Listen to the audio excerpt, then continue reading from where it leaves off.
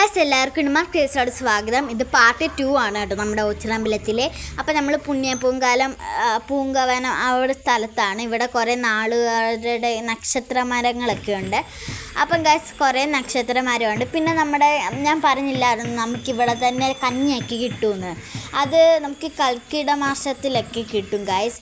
അപ്പം അങ്ങനെ ഗൈസ് കർക്കിടക നാളാകുമ്പോൾ അവിടെ എപ്പോഴും സ്ഥിരമായിട്ട് 30 ദിവസം വരെ കഞ്ഞി ഉണ്ടായിരിക്കും. ആ കഞ്ഞി ചോറൊക്കെ ഉണ്ട്.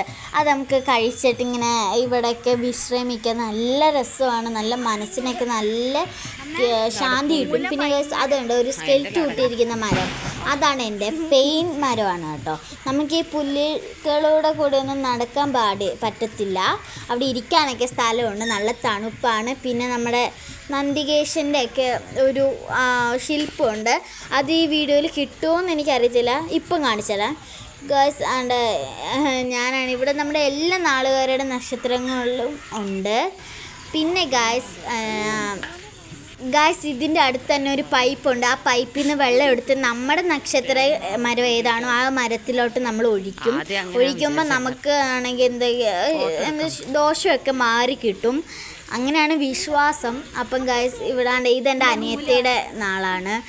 അങ്ങനെ ഇപ്പോൾ ഞാനും അനിയത്തിയൊക്കെ ഇങ്ങനെ പോവാണ്. അപ്പം ഇന്നത്തെ വീഡിയോ ഇത്രയേ ഉള്ളൂ. എല്ലാവർക്കും വീഡിയോ ഇഷ്ടപ്പെട്ടെന്ന് വിചാരിക്കുന്നു. എല്ലാവരും സപ്പോർട്ട് ചെയ്യുക, ലൈക്ക് ചെയ്യുക, ഷെയർ ചെയ്യുക, സബ്സ്ക്രൈബ് ചെയ്യുക. അപ്പം ഇങ്ങനത്തെ പുതിയ വീഡിയോസിന് കാണാം നമുക്കിനി. Bye bye.